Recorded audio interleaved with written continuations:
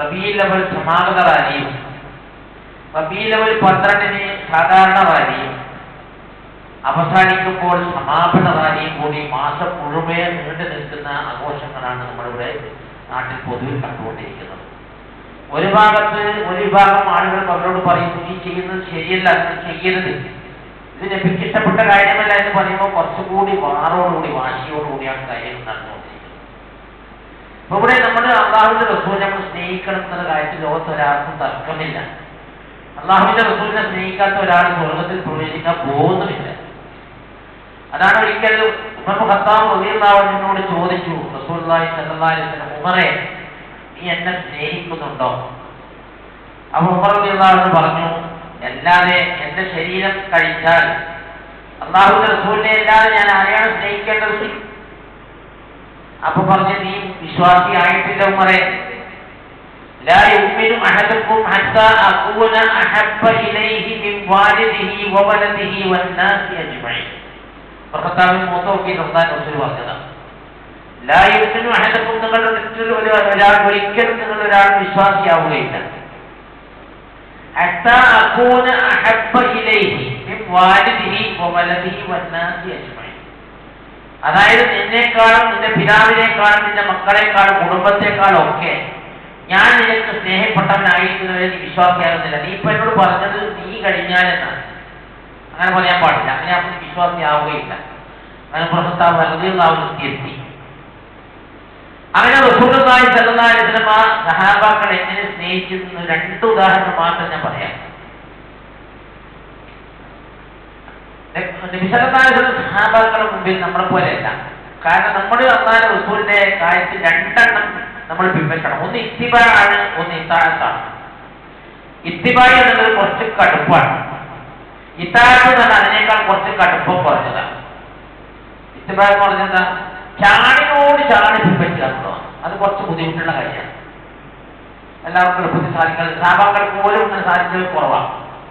അതുകൊണ്ടാണ് ഉമർ ഇബ്നു ഖത്താബ് റളിയല്ലാഹു അൻഹുവിന്റെ മകൻ അബ്ദുല്ലാഹി ഇബ്നു ഉമറിന് സഹാബാക്കൾ ഇട്ട പേരെന്താണെന്ന് അറിയുന്നത്? മുത്തബിഉസ് സുന്നഹ്. അല്ലാഹുവിന്റെ റസൂലിന്റെ ശരീരയെ ചാണാടി ചേർത്ത് പിടിക്കുന്നവനാണ് ഉമർ ഖത്താബിന്റെ മകൻ അബ്ദുല്ല. അതെന്താ അങ്ങനെ പേര് വരാൻ കാരണം? ഒരു ദിവസം ഒരു കൂട്ടം സഹാബാക്കൾ ഒരു വഴിക്ക് യാത്ര പോകുന്നു. ആ യാത്ര പോകുന്ന വഴിയിൽ ഒരു സ്ഥലത്ത് ഇറങ്ങി വിശ്രമിക്കുമ്പോ എല്ലാവരും അല്പം ഇരിക്കുമ്പോഴേ അബ്ദുല്ലാഹി ഇബ്നു ഉമർ അങ്ങോട്ടും ഇങ്ങോട്ടും എണ്ണം പിടിച്ച് നടക്കുകയാണ്. അപ്പൊ ചോദിച്ചു, എന്താണ് യാത്ര, എന്താണ് ഇരിക്കുന്നത്? അപ്പൊ പറഞ്ഞു, എന്റെ റസൂലുള്ളാഹി സ്വല്ലല്ലാഹു അലൈഹി വസല്ലം കൂടെ യാത്ര ചെയ്തപ്പോൾ ഇവിടെ ഈ സ്ഥലത്ത് വെച്ച് ഇത്ര തവണ നടന്നതായി എന്റെ അനുഭവത്തിലുണ്ട്. അതുകൊണ്ട് ഞാനത് പിൻപറ്റിയതാണ്. അങ്ങനെ സഹാബാക്കളെല്ലാം ചേർന്ന് അദ്ദേഹത്തിന് പേര് കൊടുത്തു, മുത്തബിഉസ് സുന്നഹ്. റസൂലുള്ളാഹി സ്വല്ലല്ലാഹു അലൈഹി വസല്ലം സുന്നത്തിനെ ചാണോട് പിൻപറ്റുന്ന ആളാണ് അബ്ദുല്ലാഹി ഇബ്നു ഉമർ എന്ന പേര് സഹാബാക്കളുടെ പ്രശസ്തിയാണ്. അപ്പൊ അത്തോടെ നമ്മളെ പിൻപറ്റണം. റസൂലുള്ളാഹിനെ പിൻപറ്റുന്നതിന് ആവൂല. അപ്പൊ അതേപോലെ ഖുർആനിലെ എത്രയോ ആയത്തുകൾ, പരിശുദ്ധ ഖുർആനിൽ തന്നെ 4-ാമത്തെ സൂറത്തായ സൂറത്തുൽ നിസായിൽ 80-ാമത്തെ ആയത്തിൽ എന്താന്ന് പറഞ്ഞത്?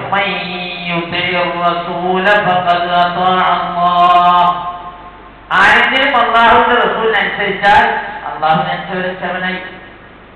സൂറത്ത് അഹ്സർ 7-ാമത്തെ ആയത്തിൽ എന്താ പറഞ്ഞത്? വമാ ആതാകുമുർ റസൂലു ഫഖുദൂ വമാ നഹാകും അൻഹു ഫസ്തഖൂ. അല്ലാഹുവിന്റെ റസൂൽ എന്താണോ കൊണ്ടുവന്നത് അത് നിങ്ങൾ സ്വീകരിക്കുക, എന്തിനാണോ നിരോധിച്ചത് അത് നിങ്ങൾ മാറി നിൽക്കുക.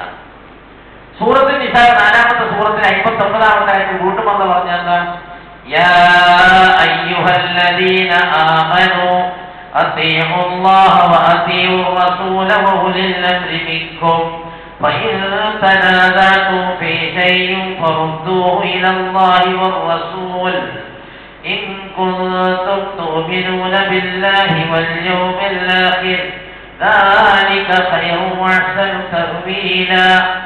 يا أيها الذين آمنوا إيمان ഉള്ളവരെ അത്തിയു അല്ലാഹു അത്തിയു റസൂല, നിങ്ങൾ അല്ലാഹുവിനെയും അല്ലാഹുവിന്റെ റസൂലിനെയും അനുസരിക്കണം. വഉലിൽ അംരി മിൻകും, നിങ്ങളുടെ മുമ്പിലുള്ള നേതാക്കന്മാർ, നിങ്ങൾ നിയന്ത്രിക്കുന്നവർ, അവരൊക്കെ നിങ്ങൾ അനുസരിക്കേണ്ടതുണ്ട്.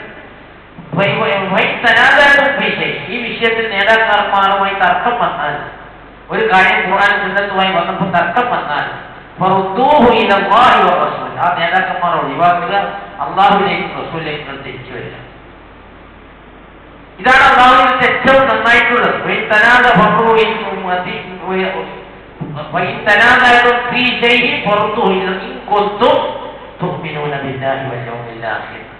അള്ളാഹുവിലും അള്ളാഹുവിന്റെ അന്ത്യദിനത്തിൽ നിങ്ങൾ വിശ്വസിക്കുന്നവരാണെങ്കിൽ എന്നാണ് ഖുർആൻ പറഞ്ഞു നിർത്തുന്നത്. അതായിരിക്കും അറിയില്ല. ഇതൊക്കെയാണ് അള്ളാഹു ധാരാളമായിട്ട് ആയിട്ടുള്ള കൂടുതൽ പറയുന്നത്. ഞാനിവിടെ പറയുന്നത് അള്ളാഹുവിന്റെ റസൂലിന്റെ സഹാബാക്കൾ എത്രമാത്രമാണ് അള്ളാഹുവിന്റെ റസൂലിനെ സ്നേഹിച്ചത്. രണ്ടു ഉദാഹരണം ഞാൻ പറയാം. ഒന്ന്, തൽഹത്ത് ബിൻ ഉബൈദില്ല എന്ന് പറഞ്ഞാൽ സ്വർഗം കൊണ്ട് സന്താശ വാർത്ത അറിയിച്ച 10 പ്രമുഖന്മാരിൽ ഒരാളാണ് തൽഹത്ത്. പറഞ്ഞല്ലോ, അബൂബക്കറും ഫിൽ ജന്ന, ഉമറും ഫിൽ ജന്ന, ഉസ്മാനും ഫിൽ ജന്ന, അലിയും ഫിൽ ജന്ന, അബ്ദുറഹ്മാൻ ബിൻ ഔഫ് ഫിൽ ജന്ന എന്ന് പറഞ്ഞ് 10 ആളിനെ കൊടുത്ത് തൽഹത്തും ഫിൽ ജന്ന. തൽഹത്ത് ബിൻ ഉബൈദിനെ സ്വർഗാവകാശിയാണ് അല്ലാഹു റസൂലിന്റെ നാമോട് മുഴുകിയ ഒരാളാണ്. അദ്ദേഹം ഇങ്ങനെയാണ് റസൂലിനെ സ്നേഹിച്ചത്. ചെറിയ ഉദാഹരണത്തിൽ കൂടെ പറഞ്ഞത് ഞാൻ പറഞ്ഞല്ലോ, സ്വന്തം സ്നേഹത്തെക്കാളും നബിയെ സ്നേഹിക്കണം എന്ന് പറഞ്ഞില്ലേ.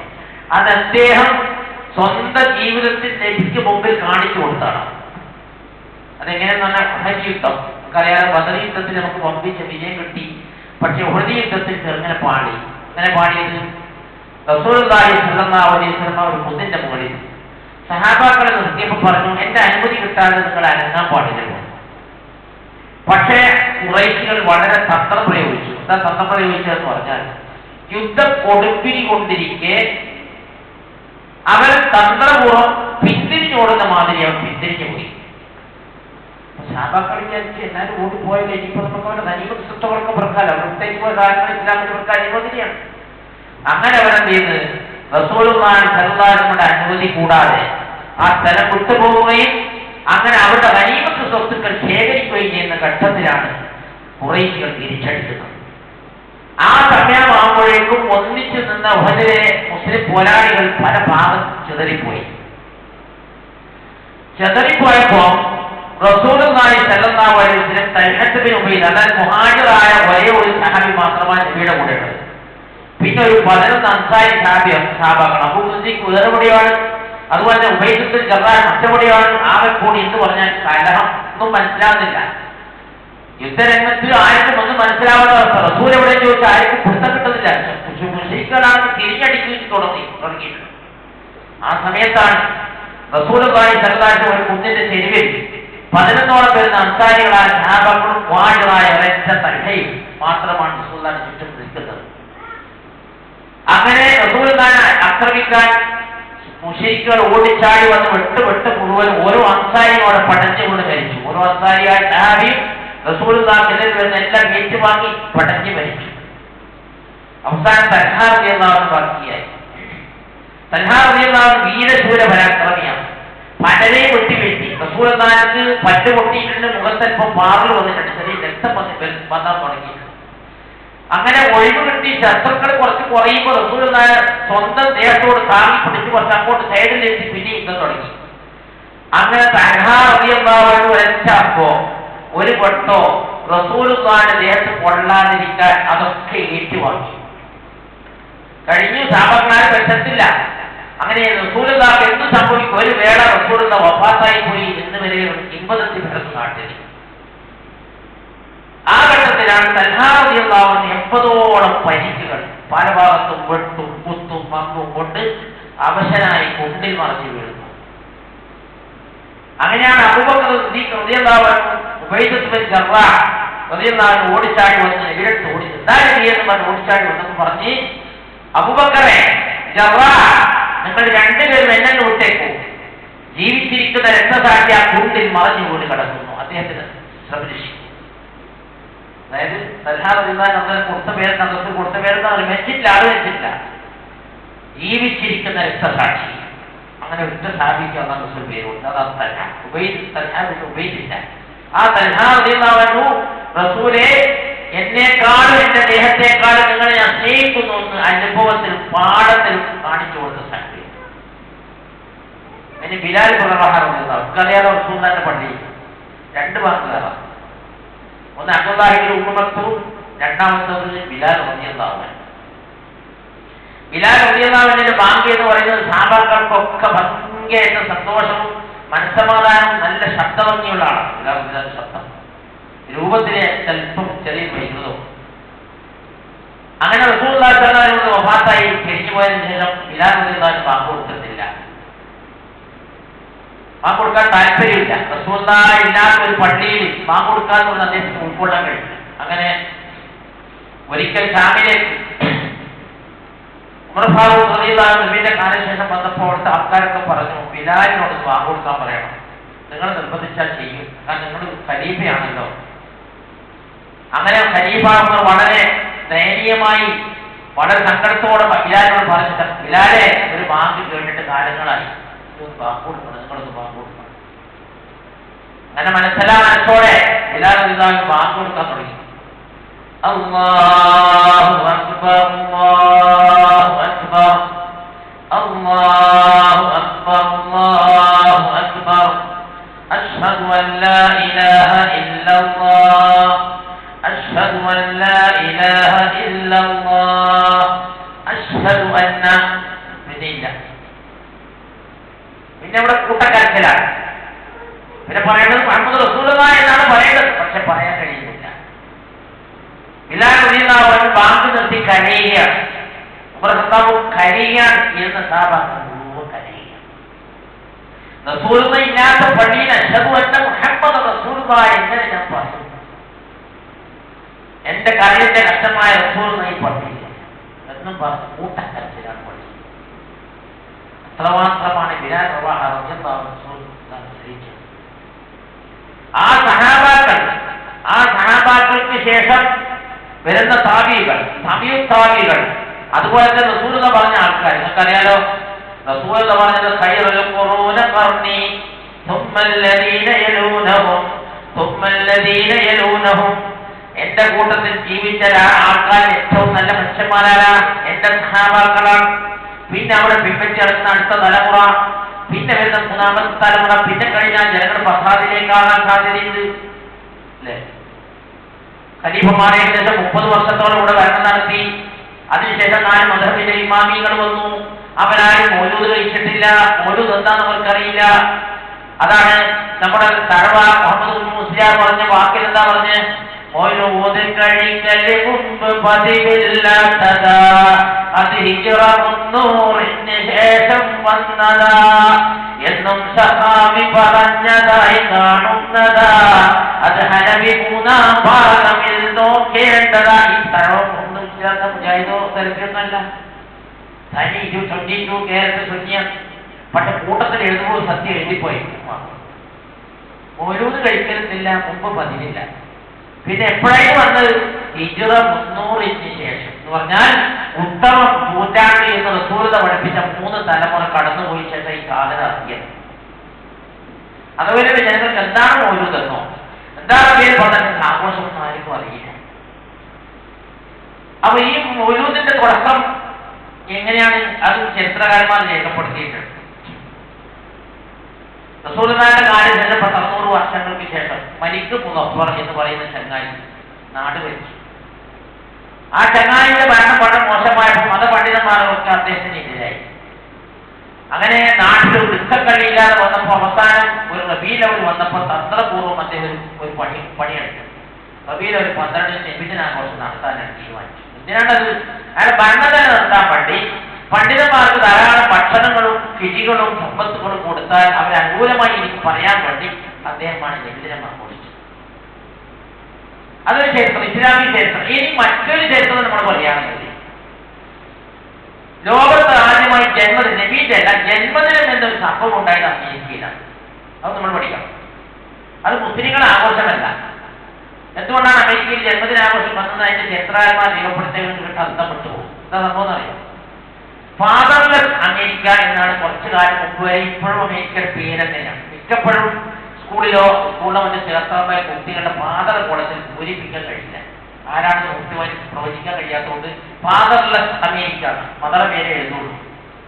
കാരണം കുറച്ചു കാലം ഒരണിയുമായി ജീവിച്ച കുറച്ചടുത്ത് കഴിയുമ്പോൾ പെണ്ണിനെ കണ്ട അയാൾക്ക് പോകും, പെണ്ണ് വേറെ വഴിക്ക് പോകും. ഇങ്ങനെ വരുമ്പോഴേ ചിലപ്പോൾ ഇവരുടെ ബന്ധത്തിൽ ചിലപ്പോൾ ഒരു കുഞ്ഞി ജനിച്ചിട്ടുണ്ടാവാം. അപ്പൊ സ്വാഭാവികമായി രണ്ട് വഴിക്ക് നീങ്ങുമ്പോൾ അവർ രണ്ടുപേരും കൂടി ഒരു ഒത്തുകൂടി ഒരു തീരുമാനം എടുക്കും. നമ്മൾ ഏതായാലും രണ്ട് വഴിക്ക് നീങ്ങാം. രണ്ട് ആൾക്കാർ, നിങ്ങൾ വേറെ പെണ്ണിന്റെ കൂടെ പോകുന്നു, ഞാൻ വേറെ ഒരാളുടെ കൂടെ പോകുന്നു. അവിടെ അതൊരു വിഷയമല്ല, അവിടെ പ്രശ്നമുള്ള കാര്യമല്ല അവിടെ. അപ്പൊ തീരുമാനം എന്താണെന്ന് വെച്ചാൽ ബോർഡിംഗ് എന്ന സംവിധാനം ആദ്യമായി ഉടലെടുക്കുന്ന അമേരിക്കയാണ്.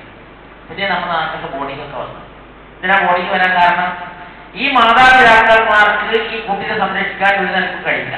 രണ്ട് ഭാഗത്താണ്. അപ്പൊ അവർ തീരുമാനിക്കുന്നത് ഈ കുട്ടിയുടെ ബർത്ത്ഡേ ആ ദിവസത്തിൽ നമ്മൾ എന്ത് ചെയ്യുന്നു, ബോർഡിങ്ങിൽ അവരെ ചെന്ന് കാണുന്നു. ഒരു ക്യാൻഡിലും ഒരു അല്പം കേക്കും ഒക്കെ ആയി നമ്മൾ അവിടെ പോകുന്നു. വേണ്ടുന്ന ഫീസുകളും അവന് വേണ്ടുന്നതൊക്കെ കൊടുക്കുന്നു. അങ്ങനെ മെഴുകുതിരി കത്തിച്ചിട്ട് അവസാനം ഊതിക്കെടുത്തി അവന്റെ ഭാവി ഊതിക്കെടുത്തി അവർ തിരിച്ചു നീങ്ങുന്നു. ഇതാണ് ബർത്ത്ഡേയുടെ മറ്റൊരു രൂപം. ഇസ്ലാമിന് ബർത്ത്ഡേ ഇല്ല, ജന്മദിനം ആഘോഷിക്കാൻ ഒരു രൂപം ഇസ്ലാമിലില്ല. അതിന് നബിൻ്റെതല്ല, ഏതൊരാളാണ്. അപ്പൊ ഇത്തരത്തിലുള്ള ഒരു ഇസ്ലാമിക ആചാരമല്ലാത്ത ഒരു ആചാരം നമുക്കറിയാതെ ഗൾഫിലൊക്കെ പോയ പലരും ഉണ്ടാവും. സൗദിയിൽ ലീവുമില്ല, അവിടെ നഷ്ടമില്ല, പോലതൊന്നുമില്ല. ചില ഗൾഫ് നാടുകളിൽ ചില്ലറ ഈ അടുത്ത കാലത്തായിട്ട് നബിയിൽ നിന്ന് ലീവ് അനുവദിച്ചത്. പക്ഷെ എങ്കിലും ഗവൺമെന്റ് തലത്തിൽ ഒരു ആഘോഷം ഒന്നും തന്നെ എവിടെയും കാണില്ല. അപ്പൊ ഇവിടെ നമ്മുടെ നാട്ടിൽ എല്ലാം നടക്കും. അത് മാത്രമല്ല സുഹൃത്തുക്കളെ, സഹാബാക്കളെ എങ്ങനെ സ്നേഹിച്ചത് നമ്മൾ പഠിച്ചു കഴിഞ്ഞു. ഇനി പ്രപഞ്ചനായ നാടനായ അല്ലാഹു സുബ്ഹാനഹു വ തആല വളരെ ശ്രദ്ധിച്ച് കേൾക്കണം. നബി സല്ലല്ലാഹു അലൈഹി വസല്ലമയുടെ ആദരവിനെ കാണിച്ചു നിങ്ങൾ ഖുർആനിൽ കൊണ്ട് നിർത്തി നോക്കിയാൽ അതെങ്ങനെയാണെന്നറിയോ? റസൂലുള്ളാഹി ഖുർആനിൽ ഏകദേശം 25ഓളം പ്രവാചകന്മാരെ പേരെടുത്ത് പറയുകയും ആ നബിമാരെയൊക്കെ യാ ആദം, യാ നൂഹ്, യാ ഇബ്രാഹിം, യാ മൂസ, യാ ഈസ, യാ ദാവൂദ്, ഇങ്ങനെ ഈസ മൂസ അറിയാം. പോയൊക്കെ അറിയാം. ഞാൻ അറബികളൊക്കെ ഇങ്ങനെ വിളിക്കാം. ഞാൻ ഇബ്രാഹിം, ഞാൻ ഞാൻ മുഹമ്മദ്. ഇതേപോലുള്ള സാധാ വിളിയാണ്. എന്നാൽ നിങ്ങൾക്ക് ഖുർആൻ ഫാത്തിഹ മുതൽ ഖുൽ അഊദു ബിറബ്ബിൻ നാസ് വരെ ആയത്ത് എടുത്തു നോക്കിയാലും യാ മുഹമ്മദ് എന്നൊരു വാക്ക് എവിടെയും കാണില്ല. അല്ലാഹുവിന്റെ റസൂലിനെ അല്ലാഹു ഇത്രമാത്രം ആദരിച്ചതിന് ഉദാഹരണം പറയാം. ഞാൻ കുറച്ച് ഉദാഹരണങ്ങൾ പറഞ്ഞുതരാം. ആദം അലൈഹിസ്സലാത്തു വസ്സലാമിന്റെ ആദ്യം എടുക്കാം. ആദം അലൈഹിസ്സലാത്തു വസ്സലാമിനെ സ്വർഗത്തിൽ സൃഷ്ടിച്ചു. അങ്ങനെ അവസാനം തിന്നാൻ പറ്റാത്ത കായിനെ അവിടെ പിടിച്ചു. അത് കായ് തിന്നരുത്, ഞങ്ങളുടെ അടുത്തെന്ന് പറഞ്ഞാൽ അത് പറ്റാത്ത വൃക്ഷത്തിൽ നിന്ന് അത് കഴിച്ചു. എന്നിട്ട് അവസാനം ചെയ്ത് പിന്നെ കഴിക്കാൻ പാടില്ല എന്ന് പറഞ്ഞു. കഴിക്കാൻ പാടില്ലാന്ന് പറഞ്ഞിട്ട് എന്ത് ചെയ്തു? ആദ്യം നബി ഹവ്വായോട് പറഞ്ഞെന്താ? وَإِذْ قُلْنَا يَا آدَمُ أنت وزوجك الجنة وكلا منها رغدا حيث شئتما ولا تقربا هذه الشجرة فتكونا من الظالمين. ഞാൻ ആദമിനോട് പറഞ്ഞു, ആദമേ, യാ ആദം, നീ നിന്റെ ഭാര്യയെ സ്വർഗത്തിലേക്ക് പ്രവേശിച്ചു കൊള്ളുക. എല്ലാം നീ ഭക്ഷിച്ചോ കുടിച്ചോ, പക്ഷെ ആ കാണുന്ന വൃക്ഷത്തിലേക്ക് നീ അടുക്കാൻ പാടില്ല. പക്ഷേ അതെടുത്തു, ഇവരിച്ച് ഇടപെട്ടു, നിന്നിച്ചു, സ്വർഗത്ത് പുറത്തായി. അവിടെ അല്ലാഹുവിന്റെ റസൂൽ ആദ്യം ഈ ലോകത്ത് ആദ്യം ജനിച്ച അതിന്റെ തൊട്ടടുത്ത് വരുന്ന നൂഹ് നബിയാണ്. നൂഹ് നബിനെ എന്താ പറയുന്നത്? യാ നൂഹ്. എന്താണ് കാരണം? യാ നൂഹ് വിളിയിൽ വരാൻ കാരണം സ്വന്തം മകൻ അവനവന്റെ ഇസ്ലാം മതത്തിലേക്ക് വരാതെ കടലിൽ മുങ്ങിച്ചാവുന്നപ്പോ, അതാ തൂഫാൻ വെള്ളപ്പൊക്കത്തിൽ മുങ്ങിച്ചാവുമ്പോ സ്വന്തം മോന് വേണ്ടി ഒരു പ്രാർത്ഥന നടത്തി. فنادى نوح ربه فقال رب إن ابني من أهلي وإن وعدك الحق وأنت أحكم الحاكمين. സ്വന്തം മോൻ ഇങ്ങനെ മുങ്ങിച്ചാവ് സങ്കടം വന്നു. അങ്ങനെ രക്ഷപ്പെടുത്താൻ വേണ്ടി അള്ളാഹു ഓർത്തു. അപ്പോൾ കൊടുക്കുന്നതാ യാ നൂഹ്. അള്ളാഹു പറയാണ്, ഏ നൂഹേ, ഇന്നഹു ലൈസ മിൻ അഹ്ലി. നിന്റെ മോൻ എന്ന് പറയുന്നത് നിന്റെ കുടുംബത്തിൽ പിറന്നവനായാലും നിന്റെ ബീജത്തിൽ വളർന്നവനായാലും നിന്റെ വിശ്വാസികളുടെ കൂട്ടത്തിൽ പെടുന്നില്ല. കാരണം ഇന്നഹു ഗൈറു അമിൽ സ്വാലിഹ് ഫലാ തസ്അൽനി മാ ലൈസ ലക ബിഹി ഇൽമുൻ ഫതകൂന മിനൽ ജാഹിലീൻ. നിന്റെ മോനെ കൊണ്ട് ശുപാർശ പറയേണ്ടതില്ല. മോൻ വിശ്വാസികളുടെ കൂട്ടത്തിൽ പെടുന്നതല്ല, നീ വൃത്തികളുടെ കൂട്ടത്തിൽ പെടാൻ പാടില്ല എന്ന് പറയാനോ. പിന്നെ ഇബ്രാഹിം അലൈഹിസ്സലാത്തു വസ്സലാം യാ ഇബ്രാഹിം പറയുന്ന രംഗം സൂറത്തുൽ സാഫാത്തിൽ കാണാം. ഇബ്രാഹിം നബിയോട് പറയുകയാണ്, സ്വന്തം മകനെ അറക്കണമെന്ന് പറഞ്ഞ ചരിത്രത്തിൽ അഞ്ചു പെരുന്നാളുമായിട്ട് ബന്ധപ്പെട്ട കുത്തുപാടുകൾ കേട്ടതാണ്. ചരിത്രം പറയുന്നില്ല. അങ്ങനെ സ്വന്തം മകനോട് ഞാൻ സ്വപ്നം കണ്ടുവന്നു അറക്കണമെന്നൊക്കെ പറഞ്ഞ് അങ്ങനെ അവസാനം മകനെ കൊണ്ടുപോയി അറക്കാൻ പോകുമ്പോൾ എന്താണെന്നാ പറയുന്നത്? യാ ഇബ്രാഹിം അത് സദ്ദഖ്തറുയ, നിന്റെ മോനെ അറക്കുക എന്നുള്ളത് നിന്റെ സ്വപ്നം നീ വാക്ക് പാലിച്ചവനാണ്. അങ്ങനെ മകനെ അറക്കാതെ വിട്ടു. അല്ലാഹു സുബ്ഹാനഹു വ തആല ഒരാളെ കൊടുത്തു. പിന്നെ വരുന്ന മൂസാ നബിയെയും യാ ഇബ്രാഹിമോടെ യാ ഇബ്രാഹിം എന്നാണ് പ്രയോഗിച്ചത്. അതുപോലെ തന്നെ തൂരി സീനാ പർവ്വതത്തിന്റെ മുകളിൽ തൗറാത്ത് വാങ്ങാൻ പോയ സമയത്ത് മൂസാ നബിയെ വിളിക്കുന്നത് എന്താ? യാ മൂസാ ഇന്നി അന റബ്ബുക ഫഖ്ലഅ അലൈക ഇന്നക ബിൽ വാദിൽ മുഖദ്ദസി തുവാ. ഏ മൂസാ, ഇത് പരിശുദ്ധമായ താഴ്വരയാണ്, നിന്റെ ചെരുപ്പ് കഴിച്ചു വെക്കണം, ഞാൻ നിന്റെ റബ്ബാണെന്ന് പറഞ്ഞത് സംസാരിക്കുന്നു. യാ മൂസ, ഏ മൂസ എന്നാണ്. പിന്നെ ഈസാനെ വിളിച്ചു. യാ ഈസ ഇന്നി മുതവഫിറുക, യാ ഈസ ഇന്നി മുതവഫിക വറാഫിഉക ഇലയ്യ വമുതഹിറുക, നിന്നെ ഞാൻ ഉയർത്തി നിന്നെ പരിശുദ്ധനാക്കി എന്നൊക്കെ പറഞ്ഞു. യാ ഈസ. അതുപോലെ തന്നെ ദാവൂദിനെ വിളിക്കുന്നു. യാ ദാവൂദ് ഇന്നാ ജഅൽനാക ഖലീഫത്തൻ ഫിൽ അർദ്, ഏ ദാവൂദേ നിന്നെ ഞാൻ ഭൂമിയിൽ പ്രതിഷ്ഠയാക്കി. എന്നാ നിങ്ങൾ കേൾക്കണം, റസൂലുള്ളാഹിനെ വിളിച്ച രീതികൾ കണ്ട ഞെട്ടിപ്പോകും. ഏതുപോലെ എന്ന് പറഞ്ഞാൽ ഇംഗ്ലീഷ് അല്ല, ഹിന്ദിയിൽ നമ്മൾ പറയും എന്ന് പറഞ്ഞാൽ ഇവിടെ വാ, നീ ഇവിടെ വാ. ആ എന്ന് പറഞ്ഞാൽ താങ്കൾ ഇവിടെ വന്നാൽ ആദരവാണ്, ആദരവുള്ള പ്രയോഗമാണ്. നീ ഇവിടെ വായെന്ന് പറയും, താങ്കൾ ഇവിടെ വന്നാലും എന്ന രണ്ട് പ്രയോഗം. ഈ രീതിയാണ് ഇവിടെ അള്ളാഹു ഉപയോഗിച്ചത്. ഇവിടെ താങ്കൾ അയ്യുഹ എന്ന പദം ഉപയോഗിച്ചിട്ടാണ് റസൂലുള്ളാഹിനെ സംബോധന ചെയ്യുന്നത്. സൂറത്ത് തഹരീമിന്റെ ഒന്നാമത്തെ ആയത്തിൽ യാ അയ്യുഹൻ നബി, യാ മുഹമ്മദ് എന്നല്ല, യാ മുഹമ്മദ് എന്നല്ല, യാ അയ്യുഹൻ നബി ലിമ തുഹരിമു മാ അഹല്ലല്ലാഹു ലക മർളാത അസ്വാജിക. ഏ നബിയെ, താങ്കളെ വിശിഷ്ട നബിയെ ബഹുമാനത്തോടെ ആദരവോടെ വിളിക്കുന്നത്. ലിമ തുഹരിമു മാ അഹല്ലല്ലാഹു ലക, അല്ലാഹു നിങ്ങൾക്ക് അനുവദനീയമാക്കിയ എന്തിനാണ് നിങ്ങളുടെ ഭാര്യമാരുടെ പ്രീതിക്ക് വേണ്ടി നിങ്ങൾ ഹറാമാക്കുന്നത്? സൈനബാ ബീവിയുടെ വീട്ടിൽ നിന്ന് തേൻ കുടിച്ചതിനെ കുറിച്ച് മറ്റുള്ള ഭാര്യമാർ പരാതി പറഞ്ഞപ്പോൾ ഞാൻ കുടിച്ചിട്ടില്ല എന്ന് പറയേണ്ട ആവശ്യമുണ്ടോ? ആ ഭാര്യമാരെ തൃപ്തിപ്പെടുത്താൻ വേണ്ടി പറയേണ്ട വല്ല കാര്യമുണ്ടോ? തേര് ശുദ്ധമല്ലേ, തേര് കുടിക്കാൻ അനുവദനീയമല്ലേ, ഹലാലല്ലേ? എന്തിനാണ് നിങ്ങൾ ഭാര്യമാരെ തൃപ്തിപ്പെടുത്താൻ വേണ്ടി നിങ്ങൾ ഹറാമാക്കിയതെന്ന് യാ അയ്യുഹൻ നബി സൂറത്ത് തഹരീമിന്റെ ഒന്നാമത്തെ. മറ്റൊരു സ്ഥലത്ത് സൂറത്ത് അഹ്സാബിൽ റസൂലിനോട് പറഞ്ഞെന്താ? യാ അയ്യുഹൻ നബിയ്യു ഖുൽ ലി അസ്വാജിക, ഏ നബിയെ വിശിഷ്യ നബിയെ, യാ അയ്യുഹ, യാ മുഹമ്മദ് എന്നല്ല. എന്താ പറഞ്ഞത്? യാ അയ്യുഹൻ നബിയ്യു ഖുൽ ലി അസ്വാജിക വബനാതിക വനിസാഇൽ മുഅ്മിനീൻ യുദ്നീന അലൈഹിന്ന മിൻ ജലാബിബിഹിൻ ذلك أدنى أن يعرفن فلا يؤذين وكان الله غفورا رحيما. യാ അയ്യുഹൻ നബിയെ, നബിയെ പറയും, കുഞ്ഞ് അസ്വാജിന്റെ ഭാര്യമാരോട് പറയണം, വബനാതികയുടെ പെൺമക്കളോടും നിസാഇൽ മുഅ്മിനീൻ മുഅ്മിനാത്തുകളായ പെൺമക്കളോടും പറഞ്ഞേക്ക്. യുദ്നീന അലൈഹിന്ന മിൻ ജലാബിബിഹിൻ, ദേഹം മൊത്തം മറക്കുന്ന വസ്ത്രം വെച്ചിട്ട് നടക്കണം, ജിൽബാബിട്ട് നടക്കണം എന്ന് പറയുന്ന ആയത്ത്. ഇത് സ്ഥലത്ത് യാ അയ്യുഹൻ നബിയെ പറഞ്ഞ സൂറത്തുൽ മുഅ്മിനൂൻ യാ അയ്യുഹർ റുസുൽ, റുസുലേ റസൂൽ എന്നാണ് പറഞ്ഞത്. കുലൂ മിനത് തയ്യിബാതി വഅമലു സാലിഹ്, വിശിഷ്ടങ്ങളായ നിങ്ങൾ ഭക്ഷിച്ചുകൊള്ളുക, സൽക്കർമ്മം ചെയ്യുക. അത്രമാത്രം ആദരിച്ചത് അല്ലാഹു സുബ്ഹാനഹു വ തആല ആദരിച്ചും സഹാബാക്കൾ സ്നേഹിച്ചും ആദരിച്ചും കഴിഞ്ഞ നബി നമ്മളിൽ വിട്ടുപോയി. അല്ലാഹു സുബ്ഹാനഹു വ തആല മരണം വരെയും അവസാന ശ്വാസം വരെയും അല്ലാഹുവിന്റെ റസൂലിനെ സ്നേഹിക്കുന്ന മഹാഭാഗ്യവാന്മാരുടെ കൂട്ടത്തിൽ നമ്മൾ ഉൾപ്പെടുത്തി അനുഗ്രഹിക്കുമാറാവട്ടെ. അഖൂലു ഖൗലി ഹാദാ അസ്തഗ്ഫിറുല്ലാഹൽ അസീം ലി വലക്കും വസ്തഗ്ഫിറൂഹു ഇന്നഹു ഗഫൂറുർ റഹീം.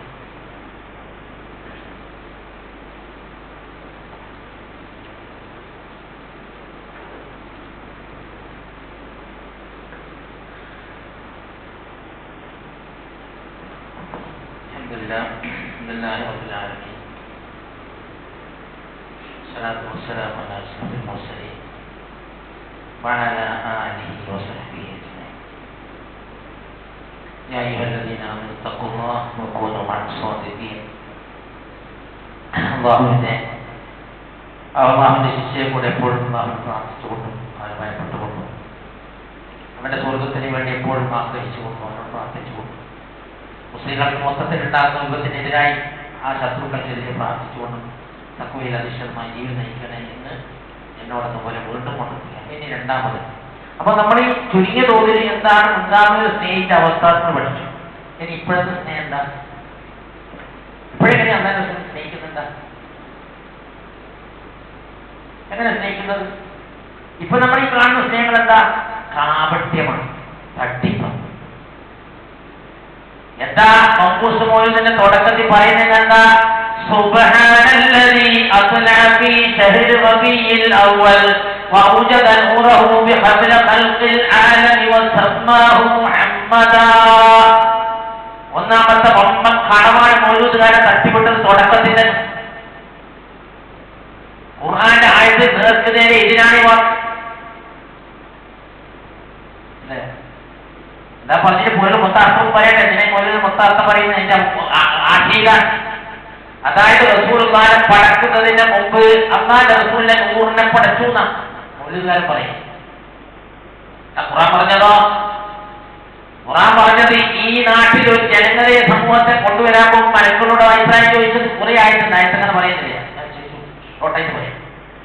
ആദ്യം നബിയെ അവിടെ സൃഷ്ടിക്കാൻ ശ്രമിച്ചപ്പോ മലക്കൾ പറഞ്ഞ് എന്തിനാണ് നാട്ടിൽ കുഴപ്പങ്ങളും കുത്തിരിപ്പും അതുപോലെ തന്നെ കൊലപാതകവും രക്തവും തീർക്കുന്ന ഈ സംഭവത്തിനെ പഠിപ്പിച്ച് നമ്മൾ തസ്ബീഹ് ചെയ്യുന്നുണ്ടല്ലോ അല്ലാഹുവേ. അപ്പൊ പറഞ്ഞ നിങ്ങൾക്ക് അറിയാത്ത എനിക്കറിയാം. ആദ്യം പഠിച്ചത് നാട്ടിൽ നമ്മളെ പഠിപ്പിച്ചത്. അതുപോലെ തന്നെ മൗലൂദുകാരെ തട്ടിവിടുന്ന പല കഥകളുണ്ട്. എന്താണെന്ന് വെച്ചാൽ ആദ്യം പിന്നെ സ്വർഗത്തിൽ നിന്ന് പഴം പറിച്ചിരുന്നിട്ട് എന്താണ് ഒരു ഗതിയും കിട്ടാതെ എങ്ങനെയാണ് അള്ളാഹിനോട് അടുക്കേണ്ടത്, അള്ളാഹുവോട് എങ്ങനെയാണ് വാമോചനം നടത്തേണ്ടത്, തീയാതെ നഷ്ടം തിരിയുമ്പോൾ മേലോട്ട് നോക്കിയപ്പോൾ സ്വർഗത്തിലെ ഒരു വൃക്ഷത്തിന്റെ പുറത്ത് ലാ ഇലാഹ ഇല്ലല്ലാഹ് മുഹമ്മദ് റസൂലുള്ളാഹ് എഴുതി വെച്ചിരിക്കുന്നു. മൗലൂദുകാരൻ പറയുന്നത്, ഖുർആനല്ല. അങ്ങനെ അള്ളാഹ് ചോദിച്ചു ഇതെന്താ സംഭവം? അപ്പൊ പറഞ്ഞിട്ട് നിന്നെക്കാളും മുമ്പേ ഭാവിയിൽ വരുന്ന നബിയാണ്. അപ്പൊ തവസ്സലഹി ആദം അമ്പൂസുമൊരു കാണാം. അങ്ങനെ ആ അള്ളാഹുവിന്റെ റസൂലിനെ പിടിച്ച് അള്ളാഹുവിന്റെ റസൂലിനെ തപസ്സുലാക്കി ആദ്യം നബി പ്രാർത്ഥിച്ചു. അങ്ങനെ ആദ്യം നബിക്ക് അന്ന് മാപ്പ് കൊടുത്തു. പറഞ്ഞെന്താ? സൂറത്തുൽ ബഖറയിൽ പറഞ്ഞെന്താ?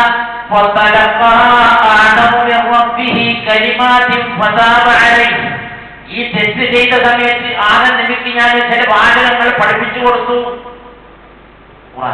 ഒരു പറഞ്ഞെന്താ? നബിയിലേക്ക് തവസ്സുലാക്കി. അതായത് വേറൊരു സ്ഥലത്തോട് പറയുന്നത് കബില ഖൽഖിൽ ആലമി വസമ്മ മുഹമ്മദ് കബില ഖൽഖിഹി കബില അൽഫൈൻ ആമി എന്ന് പറഞ്ഞാൽ 2000 ആദം നബിയെ പഠിക്കുന്നതിന് 2000 വർഷം മുമ്പ് നബിയെ 100 പഠിച്ചു മൗലൂദിന്റെ കിതാബ്. ഇനി അള്ളാഹു കൊടുത്ത വചനം കലിമത്ത് പഠിപ്പിച്ചു കൊടുത്തു വന്നല്ലോ. അള്ളാഹുവിനോട് പാപമോചനം നടത്താൻ ആ കലിമത്ത് പഠിപ്പിച്ചു കൊടുത്തു. അത് ആ കലിമത്ത് എന്താണെന്ന് പരിശുദ്ധ ഖുർആനിലെ 6-ാമത്തെ സൂറത്തായ 23-ാമത്തെ ആയത്തിൽ കൃത്യമായിട്ട് അത് പഠിപ്പിക്കുന്നു. ആദമും ഹവ്വയും പറഞ്ഞു. എന്താണ് രണ്ടാമത് പറഞ്ഞത്? റബ്ബനാ വലംനാ അൻഫുസനാ വഇൻ ലം തഗ്ഫിർ ലനാ വതർഹംനാ ലനകൂനന്ന മിനൽ ഖാസിരീൻ. രണ്ടാമത് പറഞ്ഞ അതാ. അവർ രണ്ടാമത് പറഞ്ഞു. അതായത് ആദമും ഹവ്വയും പറഞ്ഞെന്താ? റബ്ബനാ വലംനാ, നമ്മൾ സ്വന്തത്തോട് അക്രമം കാണിച്ചു. അൻഫുസനാ നമ്മളോട് മാപ്പാക്കുകയില്ലെങ്കിൽ നമ്മളോട് കരുത കാണിച്ച് നമ്മൾ നഷ്ടക്കാലം പെട്ടുപോകുന്ന സൂറത്തിൽ അഹ്സാബിലുള്ള പറയുന്നു. മൗലൂദുകാരൻ എന്താ പറഞ്ഞേ? നബിയിലേക്ക് തവസ്സുലാക്കി. ഏതാ നമ്മൾ വിശ്വസിക്കേണ്ടത്? അതുപോലെ തന്നെ പരിശുദ്ധ ഖുർആൻ മൗലൂദിന്റെ കിതാബിൽ എന്താണ്? അൻത മുൻജീനാ ഗദാ മിൻ ശഫാഅതിക സഫാ മല്ലനാ മിസ്ലുക യാ സയ്യിദി ഖൈറൻ നബി. പറയാൻ പറ്റും സുഹൃത്തുക്കളെ, ശഫാഅത്തിന് വേണ്ടി അല്ലാഹുവോട് ചോദിക്കേണ്ട പ്രശ്നങ്ങൾ ചോദിക്കാൻ പറ്റും. അതുപോലെ തന്നെ മറ്റൊരിടത്ത് പറയുന്നത് അൻത മുൻജീനാ മിനൽ ഹുറമി മിൻ ലഹീബിൻ നാരി ഫിൽ അജലി. നാളെ കത്തിയാറുന്ന നരകത്തിൽ നിന്ന് രക്ഷപ്പെടുത്തുന്ന നബിയെ തന്നെ ചോദ്യം പറ്റുമോ സുഹൃത്തുക്കളെ? എന്തായിട്ട് കഥ? നബിക്ക് രക്ഷപ്പെടാൻ പറ്റുമോ? പറ്റൂല എന്നുള്ളത് കൃത്യമായ ഖുർആൻ ഹദീസ് വളരെ വ്യക്തമായി പറഞ്ഞതായി. പറ്റൂല, ആരും പറ്റും. എന്താ ഉദാഹരണം? സ്വന്തം മകൾ ഫാത്തിമയോട് റസൂലുള്ളാഹി പറഞ്ഞെന്താ?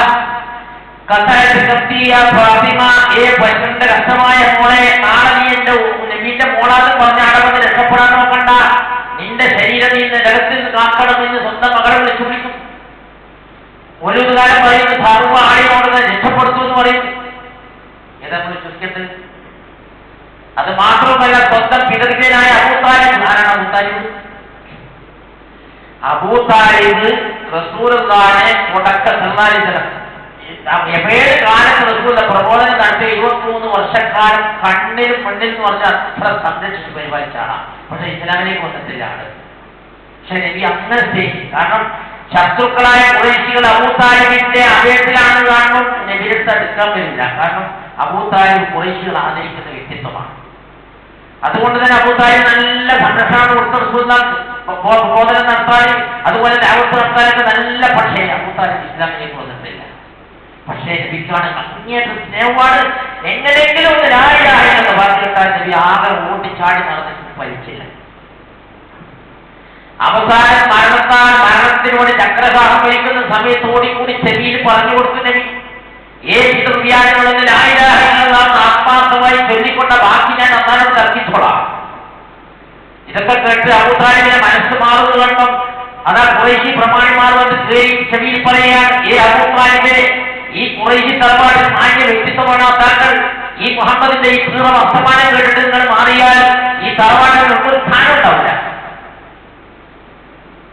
അവസാനം ലാ ഇലാഹ ഇല്ലല്ലാഹ് ചൊല്ലാതെ അബൂതാലിബ് വേർപെട്ടു, മരണപ്പെട്ടു പോയി. റസൂലുള്ളാഹിക്ക് സങ്കടം സഹിക്കാൻ കഴിയുന്നില്ല. കടുകടാ കരഞ്ഞുകൊണ്ട് റസൂലുള്ള പുറത്തേക്ക് ഇറങ്ങിയപ്പോൾ ജിബ്രീൽ വന്ന് പറയുകയാണ്, സൂറത്തുൽ ഖസസിൽ 56-ാമത്തെ ആയത്ത് കൊണ്ടാണ് വരുന്നത്. ജിബ്രീൽ, മലക്ക് ജിബ്രീൽ എന്താ പറയുന്നത്? ഇന്നക ലാ തഹ്ദീ മൻ അഹ്ബബ്ത വലാകിന്ന അല്ലാഹ യഹ്ദീ മൻ യശാ വഹുവ അഅലമു ബിൽ മുഹ്തദീൻ. ഏ മുഹമ്മദ് നബിയെ, താങ്കൾക്ക് ഇഷ്ടപ്പെട്ടാൽ ഹിദായത്തിലാക്കാൻ നിങ്ങൾക്ക് സാധ്യമാവുകയില്ല. അള്ളാഹു ഇഷ്ടപ്പെടുന്ന ഹിദായത്ത് അള്ളാഹുവിന്റെ റസൂലിന് എന്തെങ്കിലും ചെറിയൊരു അധികാരം അബൂതാലിബിന് നിലനിൽക്കാൻ റസൂലിനെ അനുസരിക്കുമോ? അത് മാത്രമല്ല, ഖുർആനിൽ സൂറത്തുൽ സുമറിൽ ചോദിക്കുന്നുണ്ട്, അഫമൻ ഹഖ അലൈഹി കലിമത്തുൽ അദാബി ഫഅൻത തുൻകിദു മൻ ഫിന്നാർ. ഞാൻ ഒരാളെ ശിക്ഷവാക്കി വർദ്ധിച്ചു കഴിഞ്ഞാൽ നീയാണ് അവരെ നരകത്തിൽ നിന്ന് രക്ഷപ്പെടുത്തുന്ന ആൾ എന്ന് നബിയോട് നേരിട്ട് ചോദിക്കുകയും. സുഹൃത്തുക്കളെ ഏതാ വിശ്വസിക്കേണ്ടത്? അതുപോലെ തന്നെ സാധാരണ കേൾക്കുന്ന ആരും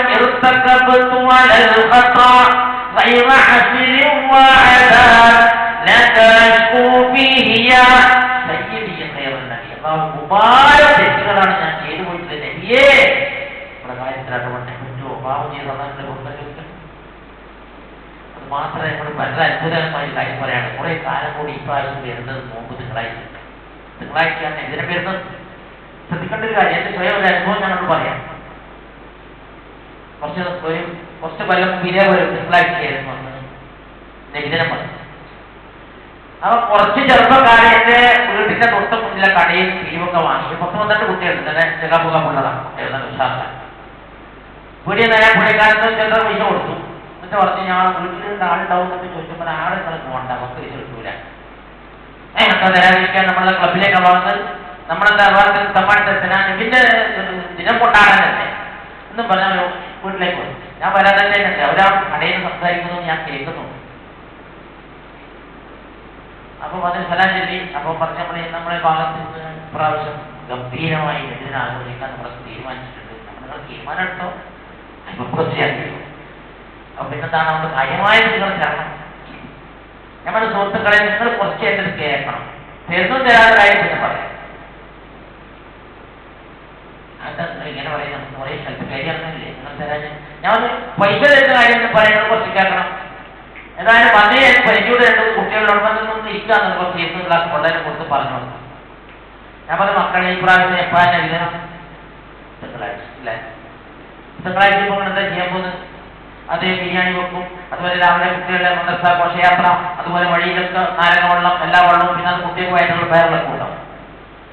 അപ്പൊ ഞാൻ പറഞ്ഞു, ഇതാണ് ഞാൻ പറഞ്ഞു, നിങ്ങളൊരു വിശ്വാസിയാണെങ്കിൽ, ഒരു അള്ളാഹുവിന്റെ റസൂലിനെ സ്നേഹിക്കുന്നവരാണെങ്കിൽ, റസൂലുള്ളാഹി സ്വല്ലല്ലാഹു അലൈഹി വസല്ലം ഒരിക്കൽ സഹാബാക്കൾ ചോദിച്ചു, യാ റസൂലല്ലാഹ് കൈഫ തസൂമു യൗമൽ ഇസ്നൈൻ, എന്തിനാണ് നിങ്ങൾ തിങ്കളാഴ്ച നോക്കുന്നത്? പറഞ്ഞു, എന്റെ ഉമ്മ എന്നെ പെട്ട ദിവസമാണ്, എന്നെ പെട്ടതിന് നന്ദി കാണിക്കാൻ വേണ്ടി ഞാൻ പട്ടിണി കിടക്കുന്നു. ഞാൻ പറഞ്ഞു, 52 ആഴ്ച നിങ്ങൾക്ക് നബിദിനം ആഘോഷിക്കണമെങ്കിൽ തിങ്കളാഴ്ച നിങ്ങൾ പട്ടിണി കിടക്കൂ. ലോകത്തൊരാൾ നബിദിനം ആഘോഷിക്കുന്ന ഒരാളും അറിയാൻ പോകുന്നില്ല, നിങ്ങൾ ഈ അന്ന് മാത്രമേ അറിയൂ. നാളെ ഹൗദുൽ കൗസർ അല്ലാഹുവിന്റെ റസൂലിന്റെ കൈയോട് വാങ്ങി കുടിച്ചിട്ട് സ്വർഗത്തിൽ ആഗ്രഹിക്കുന്നുണ്ടെങ്കിൽ നിങ്ങൾ ഇതിൽ നിന്നൊക്കെ മാറി നിന്ന് അന്ന് നിങ്ങൾ പട്ടിണി കടന്നു. വളരെ ഈസി പറഞ്ഞു. ഒന്ന് രണ്ട് കുട്ടികൾക്ക് ശരിക്കും തലയ്ക്ക് ഞാൻ പറഞ്ഞ നബിയുടെ പെട്ട ദിവസം നോമ്പാനുഷ്ഠിക്കുമ്പോ നബി വളരെ വിരുദ്ധമായി അന്ന് ഭക്ഷണങ്ങളും പിന്നെ എന്താ പറയാ ആഹാരങ്ങളും പിന്നെ കുട്ടികളുടെ ജാതിയും വഴിയിൽ വെച്ച് സർവത്തും ഒക്കെ കൊടുക്കുക. ഇത് എവിടുന്ന് കിട്ടിയത്? 40 വയസ്സ് വരെ നിങ്ങളുടെ കൂട്ടത്തിലാണ് ഞാൻ ഇതിനുവേണ്ടി മെനക്കെട്ടാളാണ്. 40 വയസ്സ് സൗദിയിൽ നിന്നാണ് എന്റെ മനംമാറ്റം വന്നത്. അതുവരെ ഇന്ത്യ കളിച്ച കുട്ടികൾ ഇങ്ങനെ ഇന്ത്യ ചിന്തിച്ച് ഒരു കുട്ടം കിട്ടുന്നില്ല. ഞാൻ നിങ്ങൾക്ക് ഹൗദുൽ കൗസർ റസൂലുള്ളാഹിയുടെ കൈയോട് വാങ്ങി കുടിച്ച് സ്വർഗത്തിൽ പോണം. ഒരു ഉറുപ്പിക നിങ്ങൾ കൊടുക്കണ്ട, ഒരു പണി അവർക്ക് വേണ്ടി എടുക്കുകയും വേണ്ട, ഒരു നിങ്ങൾ പാടിയും വേണ്ട. പറ്റുമെങ്കിൽ പഠിച്ചോ, അന്നാലും ഭയപ്പെട്ട് ജീവിച്ചോ, അന്നാലും റസൂലുള്ളാഹിയുടെ സ്വർഗത്തിൽ പോകാൻ എളുപ്പം. ആ കുട്ടിയെ 2 നാൾ പറഞ്ഞു ഏതായാലും ഉസ്താദിന് ചോദിച്ചിട്ട് ബാക്കി കാര്യം. നമ്മളിപ്പോ ആ കൺഫ്യൂഷനായിട്ട് നിങ്ങൾ ഇങ്ങനെയൊക്കെ പറയുമ്പോൾ നമ്മളെന്താ ചെയ്യാ? നമ്മളൊരു ഉറുപ്പിക മക്കളെ കൊടുക്കരുത്, ഇതിന് നിങ്ങൾ വിലക്കടരുത്. ഇത് അതീ റസൂലുള്ളാഹി പഠിപ്പിച്ച ഒരു കാര്യമല്ല. ഗൾഫ് രാഷ്ട്രങ്ങളൊന്നും ആരും ഇവിടെ സപ്പോർട്ട് ചെയ്യുന്നില്ല ഒരു ആഘോഷത്തിനൊന്നും. അതുകൊണ്ട് ഇവിടെ നിൽക്കുന്നത് പുണ്യവാദങ്ങളൊന്നും ഒന്നും നമ്മൾ ഓരോരു കിതാബിൽ തന്നെ എന്തെല്ലാം കൂട്ടിമാടലുകളും അബദ്ധങ്ങളാണ് കയറി പറ്റിയിരിക്കുന്നത് എന്തെല്ലാം കാര്യങ്ങൾ. അതുപോലെ തന്നെ പറയും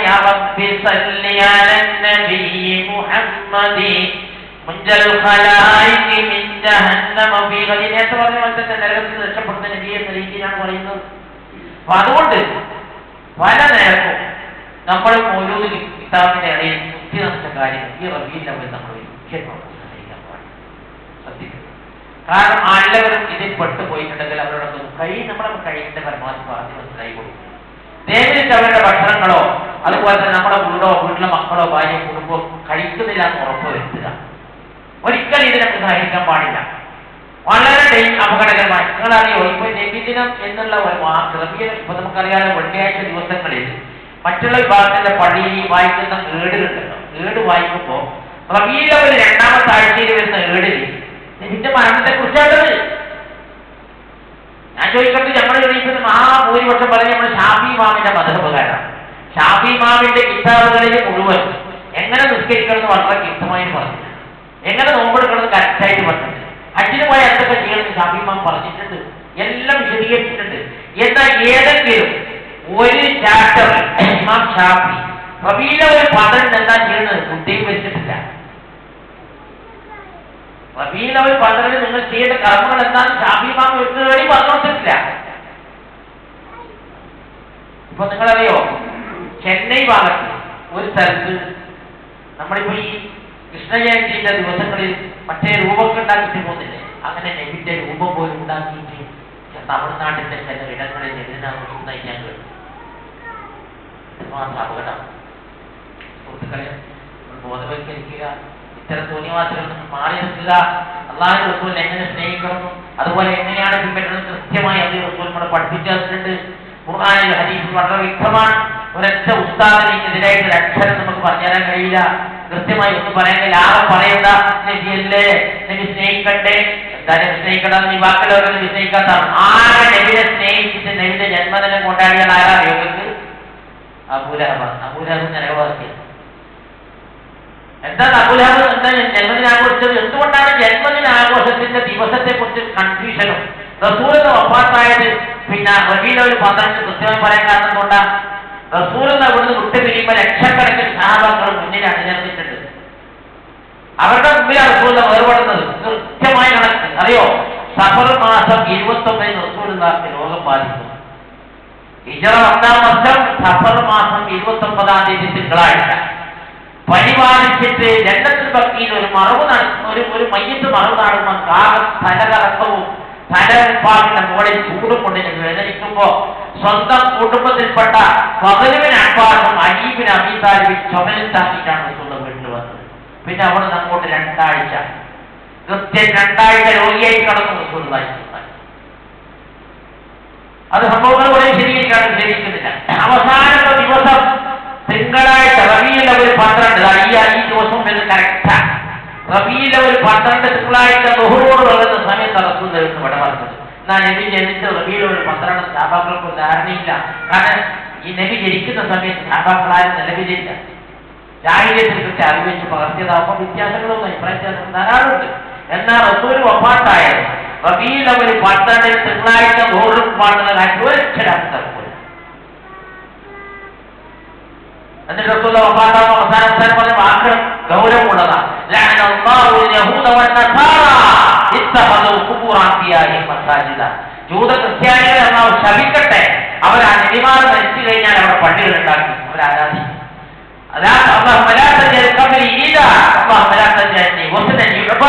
എന്റെ ഖബറിനെ നീ ആരാധിക്കപ്പെടുന്ന വിക്രമാന്തരം. വഫാത്താകുന്നതിന്റെ മുമ്പ് ഞായർ, ശനി, വെള്ളി, വ്യാഴാഴ്ച രാത്രി മഗ്‌രിബിന് ശേഷം അത്ര അവശനായി. അവസാനം അബൂബക്കറിനോട് ഇമാം നിൽക്കാൻ പറ.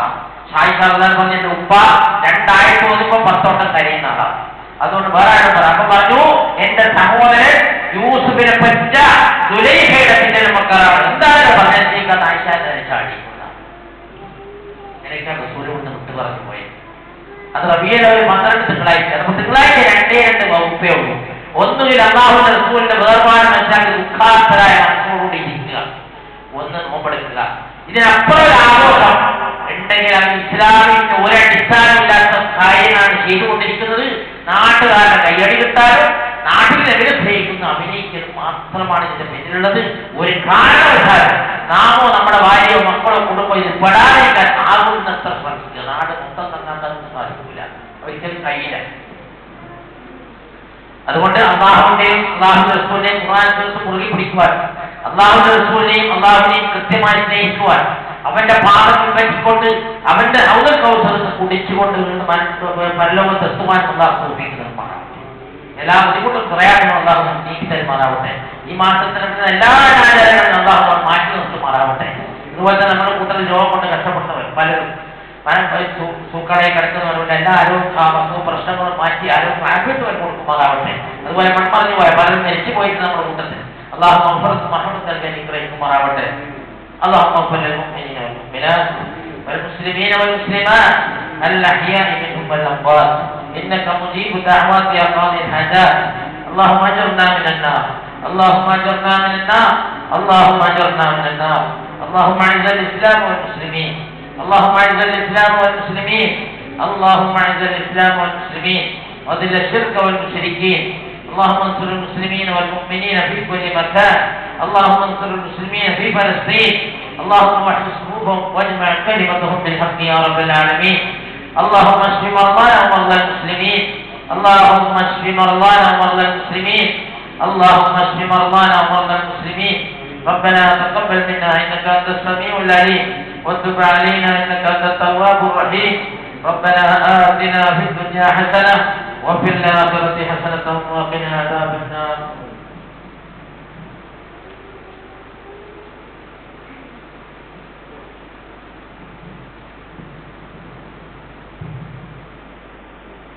الله أكبر الله أكبر، أشهد أن لا إله إلا الله، أشهد أن محمدا رسول الله.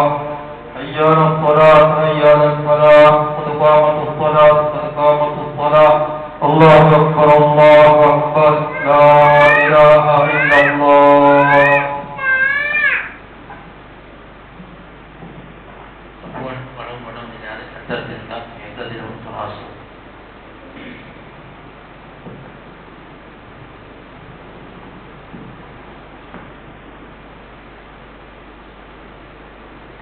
الله أكبر.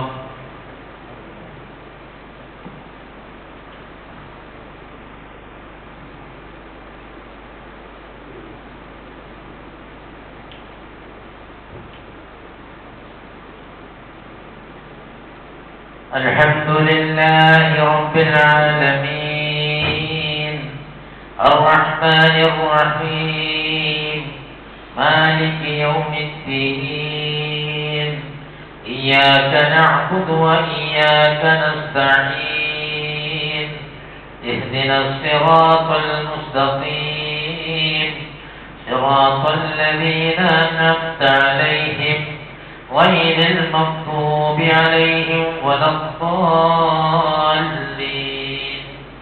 آمين. قل إن كنتم تحبون الله فاتبعوني يحببكم الله ويغفر لكم ذنوبكم والله غفور رحيم قل أطيعوا الله والرسول فإن تولوا فإن الله لا يحب الكافرين إن الله اصطفى آدم ونوحا وآل إبراهيم وآل عمران على العالمين ذرية بعضها من بعض والله سميع عليم. الله أكبر.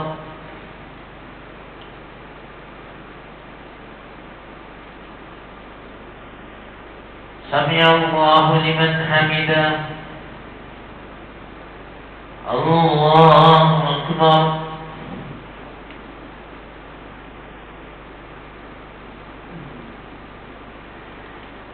الله أكبر.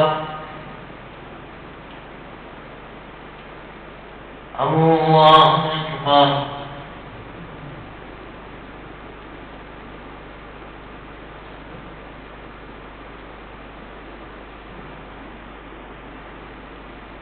الله أكبر.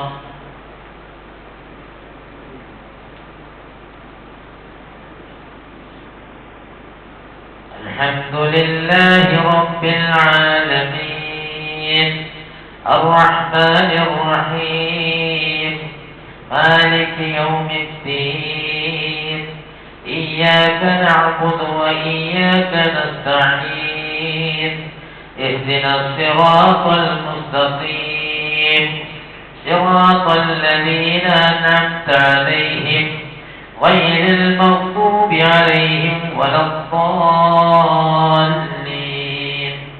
آمين.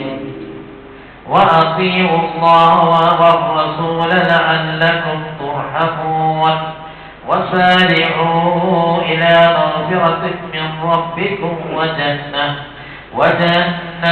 أرضها السماوات والأرض أعدت للمتقين. الله أكبر.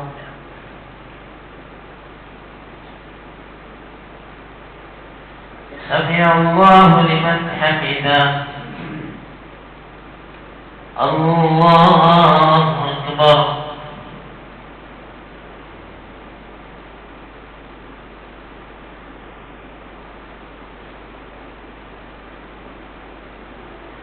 الله أكبر.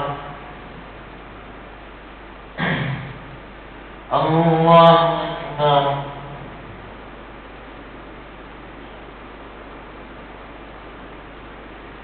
الله أكبر.